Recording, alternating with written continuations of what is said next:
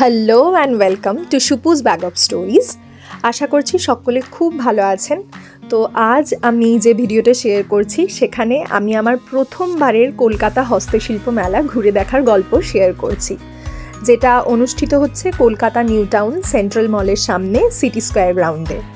আর এই মেলাটা চলছে নভেম্বর 21 থেকে ডিসেম্বর 14 পর্যন্ত, দুপুর 1টা থেকে রাত্রি 9টা বা 8:30 পর্যন্ত। তো আপনারা এখনও চাইলে কিন্তু ঘুরে আসতে পারেন। স্পেশালি যারা আমার মতো ভীষণ হাতের কাজের জিনিসপত্র ভালোবাসেন তাদের জন্য কিন্তু এই মেলা স্বর্গরাজ্য। বিভিন্ন ধরনের হাতের কাজের জিনিস চোখে পড়ছিল। আমার তো ভীষণ ভীষণ ভালো লাগে এই ধরনের মেলা।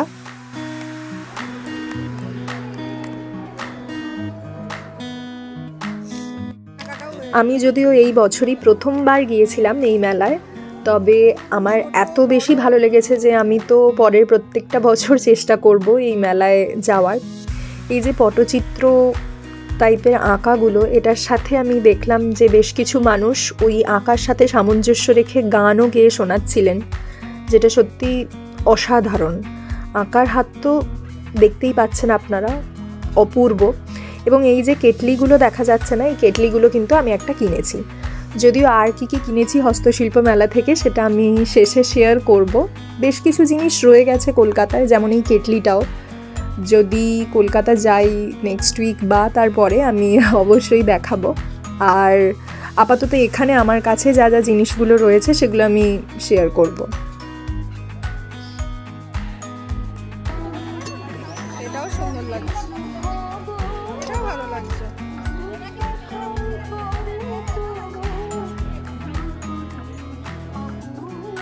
কোনটা বেশি ভালো লাগছে? ওই ভালো, এইটা বেশি ভালো লাগছে। আমার তো মনে হয় এইটাই বেশি ভালো। এটাই বলছি, এটা বেশি ভালো লাগছে।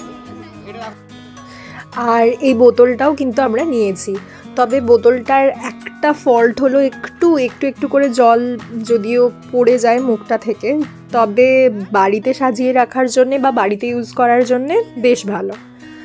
আর বেশ কিছু মাদুরের দোকানও দেখলাম, বিভিন্ন ধরনের ডিজাইন করা। আর সাজের জিনিসের দোকান তো বলাই বাহুল্য, যেতেই হতো। এই শিউলি কানেরগুলো আমি নিয়েছি এবং ওই যে পাখি করা গার্ডার সেটাও নিলাম। আর আমাদের ইচ্ছে ছিল ওই যে শান্তিনিকেতনের যে কাঠের একটা নেম প্লেট পাওয়া যায় না, তার উপরে নামের খোদাই করা যে নেম প্লেটগুলো, তবে সেটা তৈরি করা গেল না। আমরা যে নামটা বলছিলাম সেটা সেই মুহূর্তে বাংলা অক্ষরে করে দেওয়া সম্ভব ছিল না, তাই করানো হলো না শেষ পর্যন্ত। তবে পুরো মেলাটা ঘুরে দেখতে বেশ মজাই লাগছিল। মানে যারা সত্যিকারের হাতের তৈরি জিনিস পছন্দ করেন তাদের জন্যে তো মেলাটা ঘুরে দেখাটাই একটা ভীষণ ভীষণ ভালো ফিল দেবে। আর এটা তো দেখতেই পাচ্ছেন পুরুলিয়ার ছৌ নাচের সমস্ত মুখোশ, এটা পুরোটা সেটারই স্টল ছিল।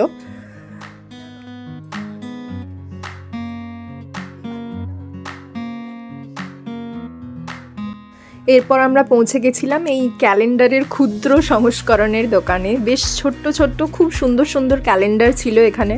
আমরা কতগুলো কিনেও ছিলাম, বেশ কিছুজনকে গিফটও করেছি, আর বেশ ভালো লাগছিল। আর এই যে কাঠের টেবিল বা কাঠের তৈরি জিনিসপত্র বা পাথরের তৈরি জিনিসপত্র, এগুলো ছিল মেলার বাইরের দিকের যে রাস্তাটা তার পাশের রোটাতে। এটা আমার যতদূর সম্ভব আমার মনে হয়েছে যে এগুলো থাকে ওখানে। তো মানে শুধু মেলার জন্য হয়তো আসেনি, আমি যদিও শিওর নই, যেহেতু আমি এবছরই প্রথম গিয়েছি। তবে ভীষণ ভীষণ ভালো ভালো জিনিস ওখানে রয়েছে। এই যে প্যাঁচা টেবিলটা, যেটা আমাদের বাড়িতে অলরেডি আছে, এই প্যাঁচা টেবিলের পুরো সেট ওখানে পাওয়া যাচ্ছিল, এই চেয়ারগুলো সহ। এছাড়াও যে সমস্ত ঠাকুরের মূর্তিও পাওয়া যাচ্ছিল, সেগুলো অসাধারণ কারুকার্য, আপনারা দেখতেই পাচ্ছেন এখানে।